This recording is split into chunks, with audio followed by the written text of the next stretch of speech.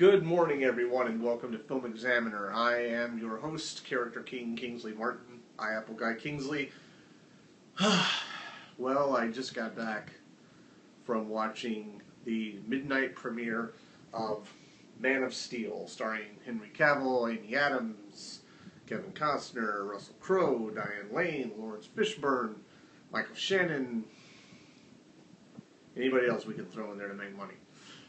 So, let's start off by just talking about story. Obviously, from my shirt and from the title Man of Steel, this is a retelling of the story of faster than a speeding bullet, more powerful than a locomotive, able to leap huge buildings in a single bound.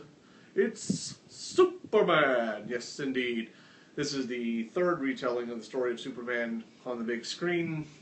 For the most part, it follows the plot of the original Superman starring Christopher Reeves back in the mid-80s, early to mid-80s. So it really does follow most of that for the most part. There's a few exceptions to the story, and these are not really spoilers because they're not that dramatic of differences. It's not like all of a sudden, he's a she-male or anything like that. The difference in this one is that Lois Lane from the very beginning goes in search of this super person from stories and knows that Clark Kent is in fact Superman. So that's the biggest difference. Where to start with this? So that's your setup, okay? Just to retell you a little bit of the story, if you aren't aware, is the story of Superman is that he is, as a baby, he is the child of Russell Crowe and, I don't know the actress's name who played the wife, on the planet Krypton. Krypton is basically in meltdown, and so they launch Kal-El, i.e. Clark Kent, i.e. Superman, off in a little time capsule or, module in order to save his life and leave some semblance of Krypton behind in the universe.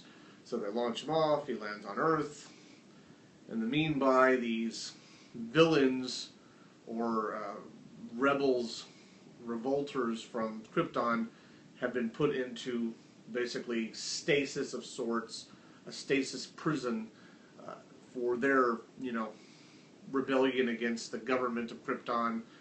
And after Krypton is destroyed, Kal-El ends up on Earth, and these rebels, criminals, are freed from their stasis, and apparently they hover around the universe for 3 decades, and then they decide to go to Earth and find Kal-El. So that's really the setup of it, and what happens is they sit down and have a nice conversation, and everything's fine. What do you think happens? It's a movie about action and tons of CGI, and whoever wrote the script should be beaten to death with a stale piece of bread. It's just ridiculous what they did with this movie. They really, in a lot of my opinion, did everything they could to basically take a huge dump on the legend of Superman. It's like, okay, you're successful, you were one of the most famous comic book stories in history, you had one of the greatest superheroes movies in history with Christopher Reeves. We're just going to take that, and I'm just going to have a lot of laxative and just take a big old juicy crap right on the top of it. Love that visual, don't you? So that's really what happens to me in this film. I can't even begin to break down or to define all of the issues of this film. I thought to myself as I was leaving that Christopher Reeves and Marlon Brando must be rolling over in their graves, so to speak, as a result of this. So, let me bring a few of these plot points to mind. Number one, the movie is 2.5 hours long. It didn't need to be that long.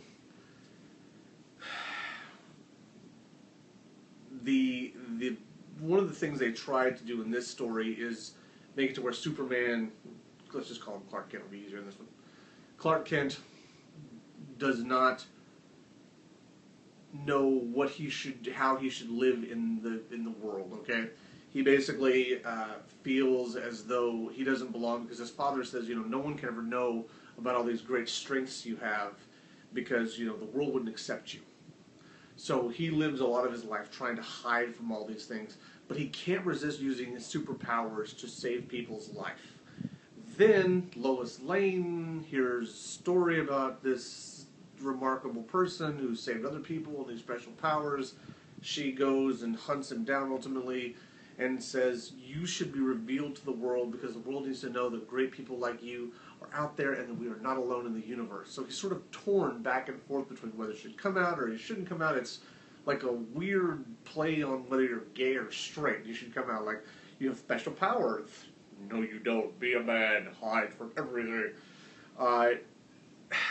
It's just very odd, and it's not even resolved really by the end of it. And by the end of it, he's still Clark Kent and whatever, and while Lois Lane knows he's really Superman underneath all this, apparently even though the world has been just almost destroyed by General Zod and his,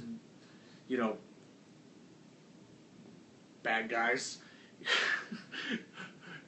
everybody else cannot know that this guy is Superman. So he just puts on a pair of glasses and, suddenly he's Clark Kent. Oh, Clark Kent. Even though he's been probably all over the press and whatever. So it's a really bizarre movie that, and even though Zod and his, band of bad guys attack Earth, you only see Americans dealing with it. They end up they land a ship in the Indian Ocean, they land on this part of the equator, this part of the equator, this part of the hemisphere, this part of the hemisphere, yet you only see Americans. When these two ships that Zod is in command of are hovering over the Earth, there's no response whatsoever. He gets control of the communications system long enough to say, one of my people is on your planet and I want him. And the natural reaction from everybody is, okay, let's just give him to him. Maybe it'll be all fine and good. Everybody's good now. We'll just make him happy and he'll leave us alone. No one mounts, there's no talk about counterattack, no nothing. They're just like, okay.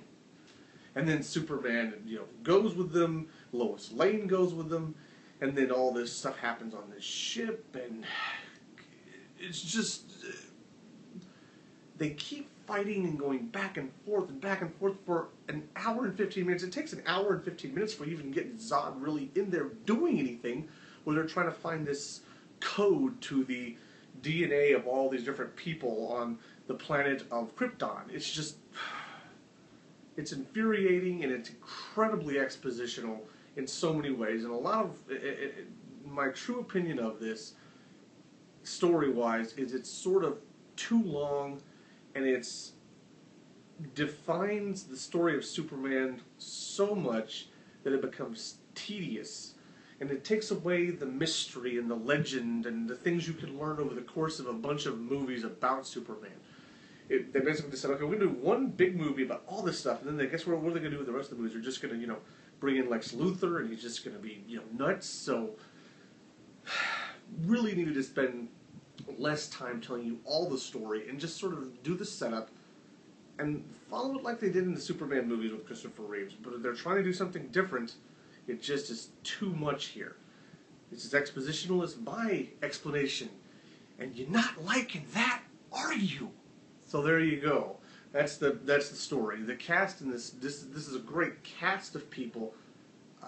This will lead into my next section probably most effectively if I say this is a great cast of actors, but it's poorly directed. The director of this film is Zach, I can't remember his name off the top of my head, the last name. However, this film is kind of forgettable in a lot of ways. He's directed the movie the newer version of Dawn of the Dead, and some other movies that haven't been overly successful or majorly mainstream. Dawn of the Dead wasn't that bad, but it's been years since I've seen it. And he's a big CGI guy, and there's tons of CGI. And mind you, the CGI in this is pretty good, and the sound effects are pretty good. The directing, though, and the way these great actors were directed was not the most effective thing. The quality of their performance is pulled off, I think, in spite of the direction. And I just don't think the guy's a bad director necessarily. I don't think he was the right director for this film, or I don't think he put as much effort into the performances as he should have in this film. As if he had put as much effort into the performances and the story of this film as he did the CGI, this would have been great. And it should have been trimmed down. This was kind of a love affair with CGI, too much, right? So, special effects were excellent. I've already talked about that. The script, too expositional, too much. Every time you thought it was over, it wasn't over. And I believe they thought they were giving you more, like, oh, more bang for your buck. Here's more, here's more, here's more. It just became too much, and you were waiting for it to all be over. Some of the one-liners, when they tried to go for one-liners, they were bad one-liners.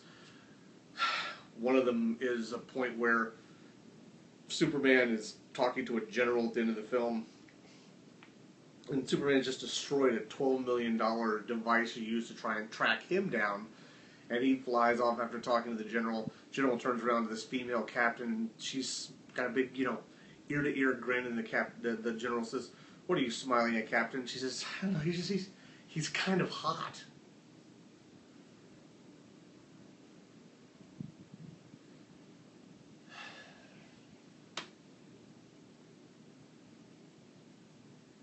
I would never hit a woman, but I'd like to know a woman that I could just ask to bitch slap her for saying that line. And I know she got paid, so it's not the actor's fault, but please, and that's not even the actor's fault.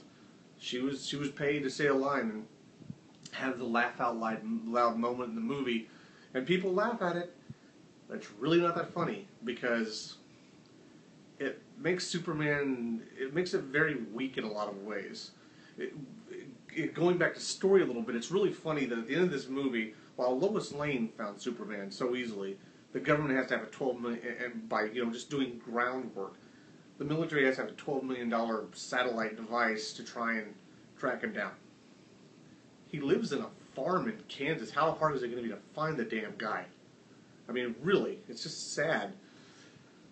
So the script writing is really weak in a lot of ways. Like I said, you only see Americans dealing with this whole phenomenon. You never see, how Asia's reacting, how Russia's reacting.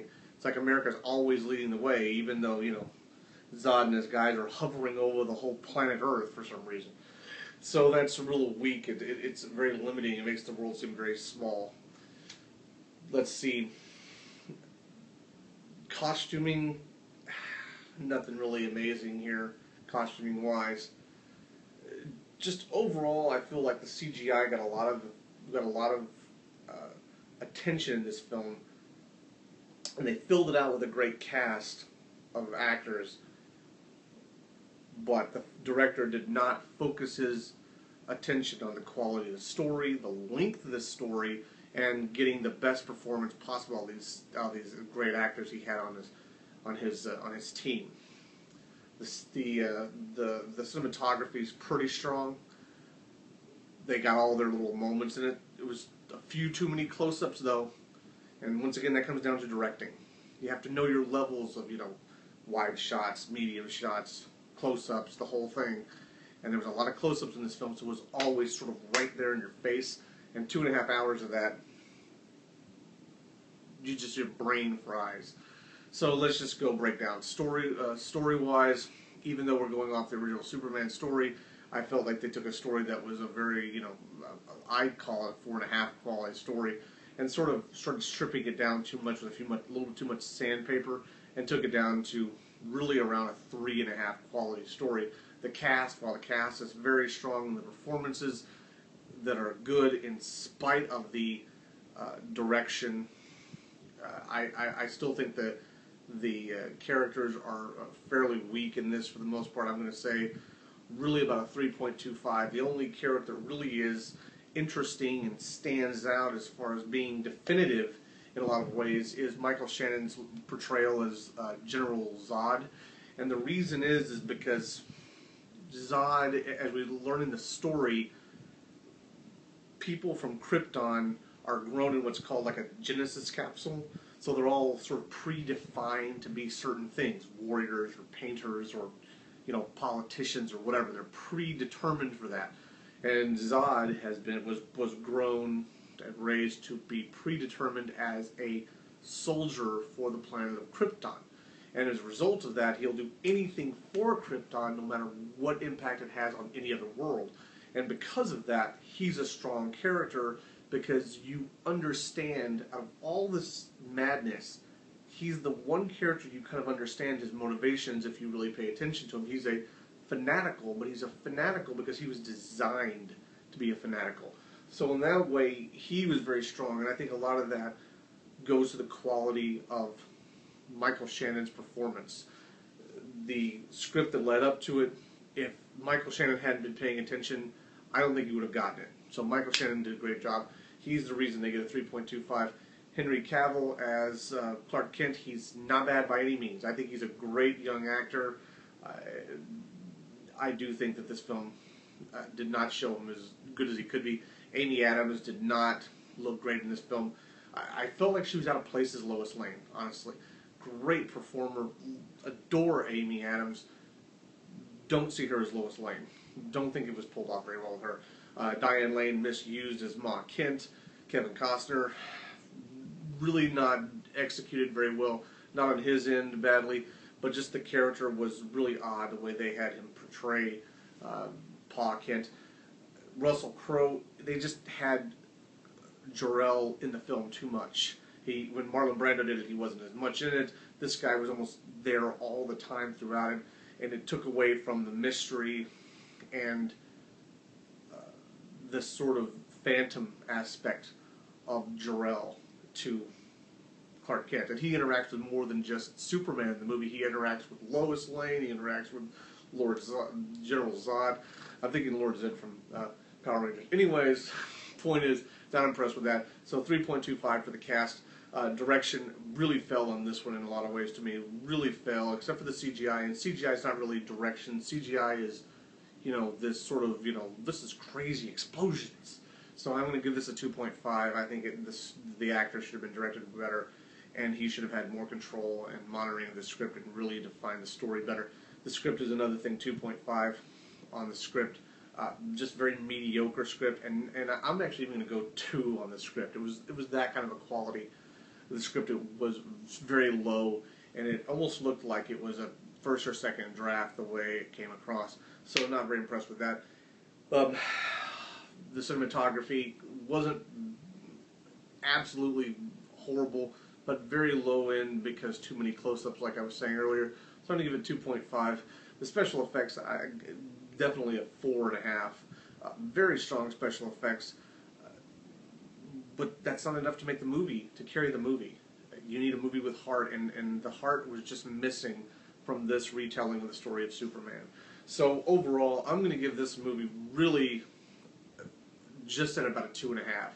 And I think that's, well, it's more like a 2.75. It's a little bit above average, but it's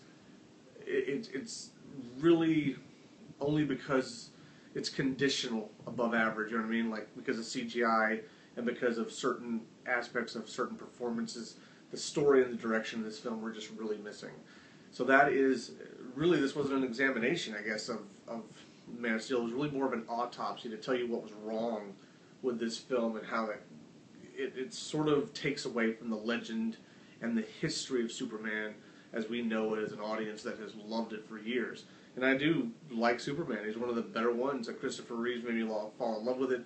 I really wanted to care about this film. I really wanted to get into it. I was so excited. I rested up. I went into the movie theater just ready to go. And they just lost me. They lost me because the director didn't give them enough time, enough attention to making this story stand out in the way it should have to make us start caring about Superman again in a mainstream film capacity. So that is my examination of Man of Steel. Thanks so much for watching. Feel free to leave a video response below. Tell me your opinion. Fill in your comments. Tell me why you think I'm right. Tell me why you think I'm wrong. I'm open to all opinions. This is a discussion area, so let's see what you think. Thanks so much for watching, and I will see you on the next examination. Take it easy.